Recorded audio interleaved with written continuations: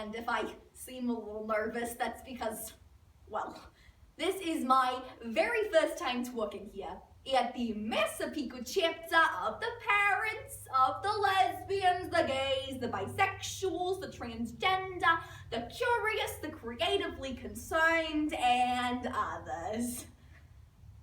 Maybe we should just call this group, Why Jimmy Has No Friends. I'm kidding. Because we are all proud, aren't we? Because we are all special. And I know what you're all thinking, each and every one of you. You're thinking your child was different. Your little sweetheart went through tough times.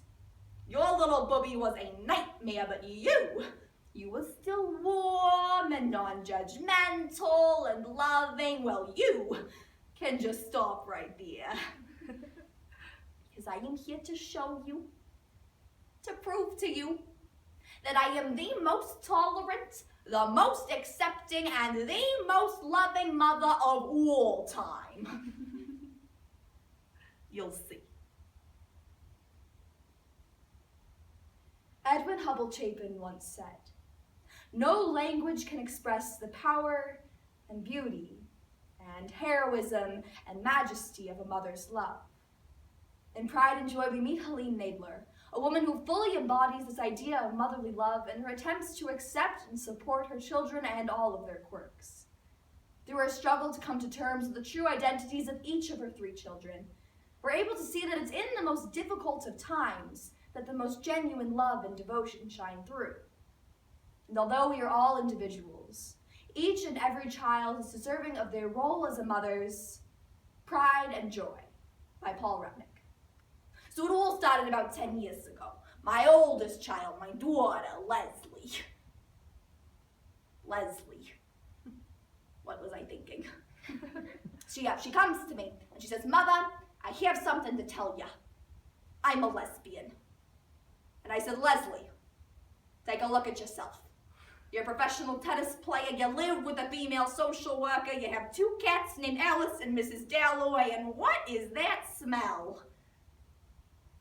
Jodie Foster number 5. Of course you're a lesbian, I've been telling you that for years." So, about a year later, my middle child, my Ronnie, Leslie, when do I learn? he comes to me and he says, "Mother, I have something to tell you." And I said, "Let me guess. You're gay! It's swell, no problem. Angels, Elton John, Will and Grace. I love that show. It's adorable. It's like if Pottery Barn made people." But he said, "No, Ma, it's not that. I was born into the wrong body." And I said, "So was I. It's called Atkins. Get over it." But he says, "No. I was born into the wrong gender." And I had to sit down. He looked at me and he said, "Can you imagine what it's like always feeling so uncomfortable? So totally out of place?" And I said, "Yes. Here's the visa. Go be happy."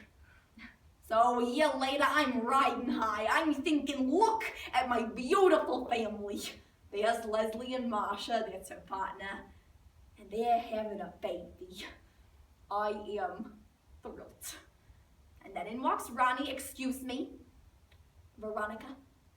And she, see, I said it, she looks lovely. And all I can think is I'm so proud of her.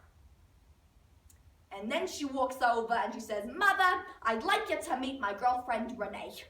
Also, I'm a lesbian." And before I can say something that I know I'll regret, in walks David, my baby. And he marches on over and he says, "Mother, we have to talk."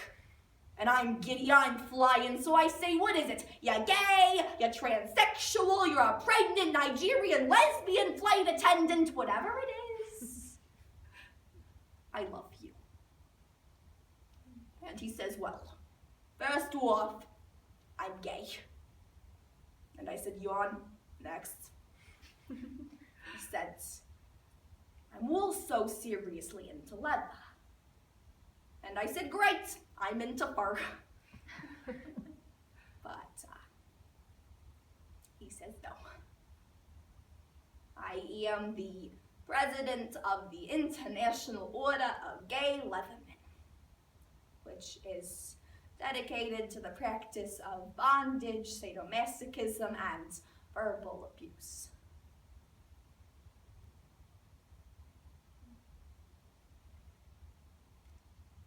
It's the clincher.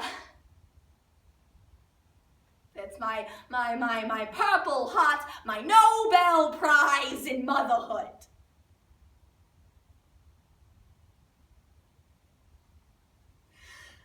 I looked at him,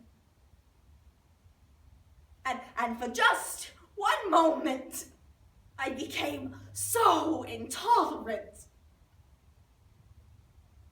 I said, what the hell is wrong with you? Did we not love you enough?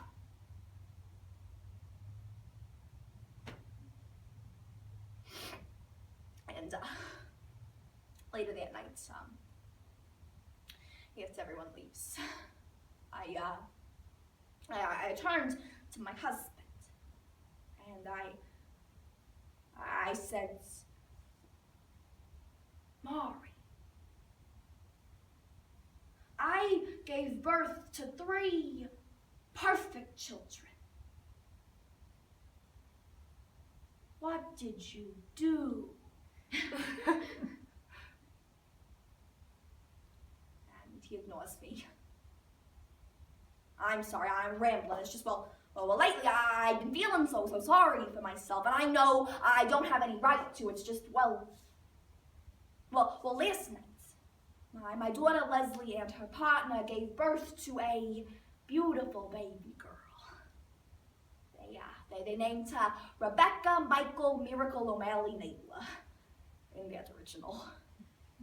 And I was there in the hospital room, and my children and all the partners had just left, and Leslie turns to me and she says, Ma, go home. I said, no, it's fine, I'll stay, I can get you things. But she said, no, Ma, Masha's here. Go home.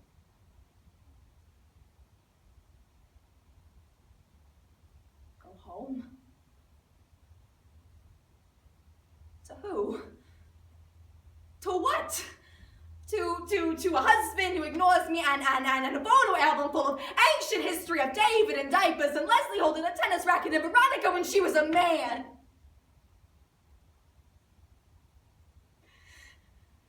And that night, I had a dream. Yes, I gave birth to Siamese twins. And I thought to myself, why are my children so different? So odd. So hard to shop for. And as I looked at them, wriggling around in their cradle like little paper dolls made of flesh, through the heartache, a thought arose. At least they'll never be alone. And I realized that maybe all of my children, with all of their mishigas, maybe all they're doing is finding very different, very individual, and very new ways not to be lonely, like me. And so, when I woke up the next morning, I realized that not only am I a kind and loving mother, but I could compete. See, I I told you I was the most loving mother of all time.